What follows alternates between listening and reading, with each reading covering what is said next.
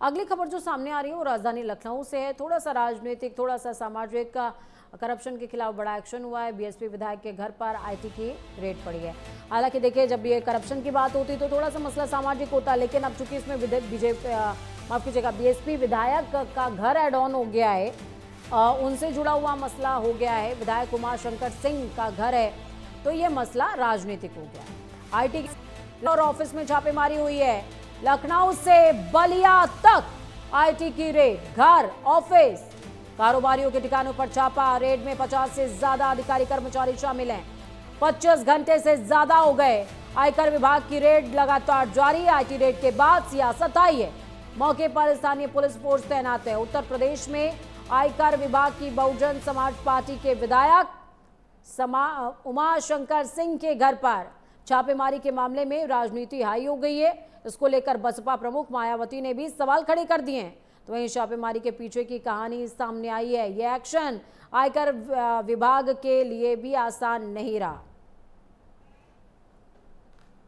इकलौते विधायक उमाशंकर सिंह के आवास पर कल से ही छापेमारी चल रही है और लगभग 24 घंटे हो गए हैं, लेकिन उनके आवास और ठिकानों पर अभी भी छापेमारी जारी है। हम इस समय गोमती नगर विभूतिखंड मौजूद, आप देखिए यहाँ पर छापेमारी चल रही है। इनका दफ्तर है छात्र शक्ति CSIL यानी CS इंफ्रा कंस्ट्रक्शन लिमिटेड। ये वही कंपनी है जिससे इससे पहले भी इस कंपनी पर गंभीर आरोप लगते रहे हैं। टैक्स अनियमितता से लेकर के तमाम खामियां जो है इस कंपनी के ऊपर आरोप लगे हैं। लेकिन इस समय हम जिस दफ्तर में मौजूद हैं, ये उमाशंकर का ही कंपनी का दफ्तर है। हालांकि इस कंपनी में इनकी पत्नी जो है वो मालकिन है। और देखिए कि अभी भी इस पर छापेमारी चल रही है। लगभग 24 घंटे बीत गए हैं, लेकिन इनके साथ इस ऑफिस के साथ साथ इनके आवास सहित लगभग 30 ठिकानों पर इनकम टैक्स की छापेमारी जारी है। कल से ही छापेमारी चल रही है और बताया जा रहा है कि रात भर अधिकारी यहीं पर मौजूद रहे हैं और इसको लेकर के अधिकारियों ने बाहर से ही खाना मंगाया, सब कुछ हुआ और किसी को भी अंदर से बाहर नहीं जाने दिया गया और बाहर से भी कोई अंदर नहीं जा पा रहा है। लगभग 20 से अधिक ऐसे कर्मचारी हैं जो कंपनी से जुड़े हुए हैं, कंपनी से खास है और जो उमाशंकर के खास है उनसे लगातार पूछताछ चल रही है। कई दस्तावेज खंगाले गए हैं, कई दस्तावेजों को आईटी की टीम ने कब्जे में भी लिया है, कई इलेक्ट्रॉनिक डिवाइसों को कब्जे में लिया है और इसके बाद अभी भी छापेमारी चल रही है। और बताया जा रहा है कि लखनऊ सहित बलिया और सोनभद्र के कई ठिकानों पर भी छापेमारी चल रही है। क्योंकि सोनभद्र की बात करें तो सोनभद्र में इनकी कंपनी माइनिंग के काम करती है, जहां पर गिट्टी का जो ठेका है वो इनको मिलता है और उसका पट्टा इनको मिलता है। लेकिन इससे पहले भी अगर बात करें तो एक CAG रिपोर्ट आई थी अगस्त 2025 में। CAG रिपोर्ट आया था जिसमें ये बात का खुलासा हुआ था कि इनकी कंपनी को वहां पर जमीन पट्टे में मिली थी और उस पर गिट्टी का खनन जो है वो करने के लिए दिया गया था, जिस पर 33,604 घन मीटर अवैध खनन जो है छात्र शक्ति को दिया गया था। ये माना जा रहा है कि आईटी की टीम को बड़ा सबूत मिला है और उसी के आधार पर छापेमारी करके तमाम दस्तावेज, चाहे वो माइनिंग से जुड़े दस्तावेज हो, इनकम टैक्स की चोरी से जुड़े दस्तावेज हो या जो भी इस केस से संबंधित दस्तावेज है, उस सारे दस्तावेजों की जांच की जा रही है और तमाम दस्तावेज इनकम टैक्स के जो कर्मचारी, जो अधिकारी है, उन्होंने अपने कब्जे में लिया है और लगभग 50 से अधिक जो अधिकारी है वो यहाँ पहुंचे हुए थे और छापेमारी कर रहे हैं। और लगातार जो अधिकारी यहाँ के कर्मचारी हैं उनसे पूछताछ की जा रही है। इस मामले से जुड़े तमाम साक्ष्य संकलन किए जा रहे हैं और ये माना जा रहा है कि अभी भी ये छापेमारी जारी रहेगी। वीडियो मिराज के साथ अमित मिश्रा, प्राइम न्यूज, लखनऊ। अमित जुड़े हुए हैं ग्राउंड जीरो से हमारे साथ में। अमित, क्या कुछ अपडेट है? मौजूदा समय में क्या स्थितियां चल रही हैं? रेड कहां तक पहुंची है?